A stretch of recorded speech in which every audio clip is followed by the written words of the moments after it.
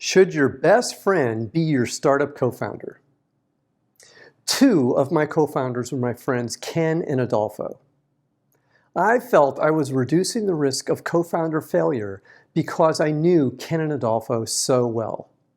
Yet, Ken didn't work out as a co-founder, and Adolfo did work out as a co-founder.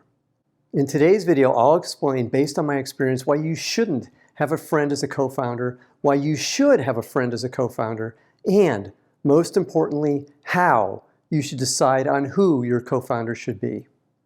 I hope you like it. Hi, I'm Brett. On my channel, I help early-stage startup CEOs like you raise money and grow your startup. So if this sounds like you, then hit the subscribe button and the bell so you get notified every time I release a new video. Let's get started. Why you shouldn't have a friend as a co-founder. I had known Ken for years before I asked him to be one of my co-founders. We had worked together for years, and then we became close friends. Then our wives became friends. We were so close that we vacationed together. Ken and I had been talking about starting a company together for years. I thought he would be perfect as our VP of sales because he had tons of experience successfully setting up sales organizations worldwide.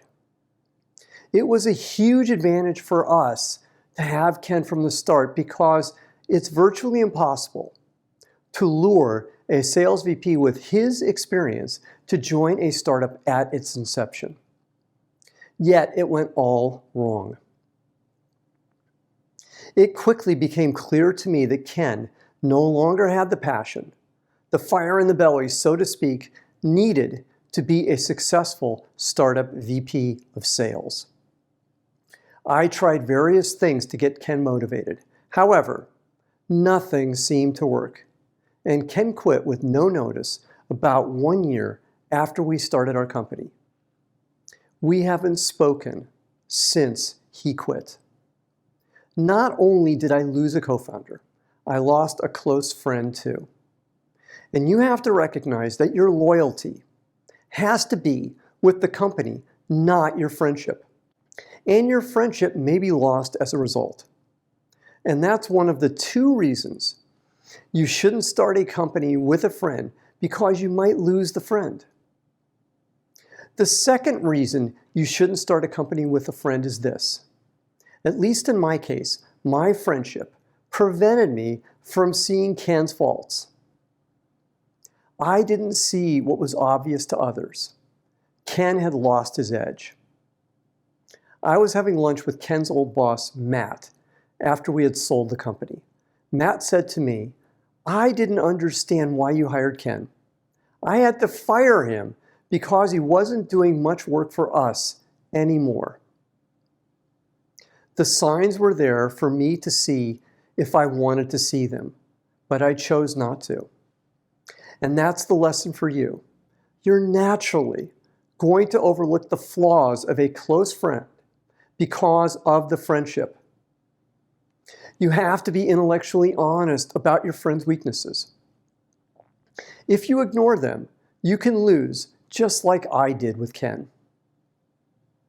Now, when should you have a friend as a co-founder? It didn't work with Ken, as we saw. However, my friend Adolfo did work out quite well, initially as our VP of Marketing and then as our VP of Marketing and Business Development. Adolfo and I had also worked together previously, and just like with Ken, our working relationship developed into a friendship. My experience with Adolfo highlights all the reasons why you should have a friend as a co-founder. One of the things you're always trying to do as a CEO is reduce risk. The great thing about working with friends is you should know them very well, and that reduces your risk. Adolfo turned out to be everything I knew he was. He did an excellent job. I was obsessed with having a great company culture, because having a great company culture is critical if you want to have a successful startup. Your friends, almost by definition, are going to share your beliefs and values. Therefore, your friends are very likely to fit what you want your company culture to be. And I knew Adolfo would fit the company culture, and I was right. How should you decide who your co-founder should be, and how does it relate to having friends as your co-founders? There are 4 things that I look for in every co-founder. If a co-founder is missing any of these 4 things, then I move on. Here are these 4 things in no particular order. Number 1, smart. Your co-founders need to be excellent at what you're asking them to do. For example, if you have a mediocre co-founder as your CTO, then you're going to have, at best, a mediocre technical staff. So, look for excellence at the start. Number 2, integrity. I can't work with anyone that I don't trust, and that's where integrity comes in. Your co-founders need to always do the right thing. They have to put the company first. And this means they put their team and customers first. They never cut corners, and their motives are never questioned. Number 3, fit your company culture. I said it earlier, and I'll say it again. The most important indicator of a successful startup is a great company culture. Your team will never want to leave if you get this right. And the culture starts with you and then extends to your co-founders and then to the rest of your team. You want everyone you add to improve the company culture. Number 4, fanatical. This is key.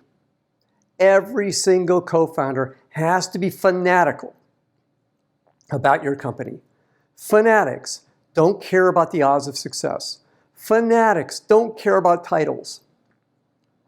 And fanatics don't care about the glory.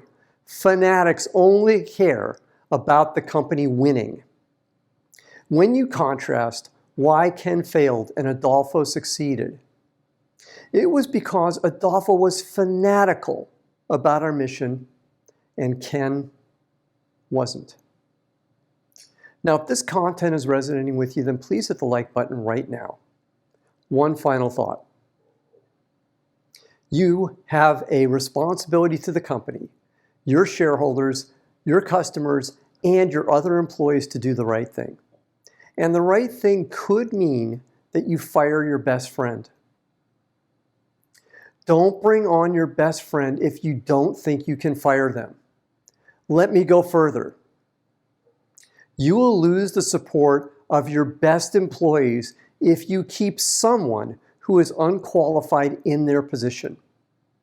Just as importantly, your investors will lose confidence in you if you don't take action on a co-founder that isn't doing well. Now, what did you learn from today's video? Put your answer in the comments column below today's video. And if you have any questions, put them in the comments column too, and I'll be happy to answer them for you.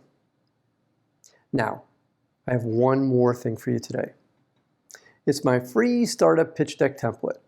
It has all the slides you need to develop an awesome pitch deck.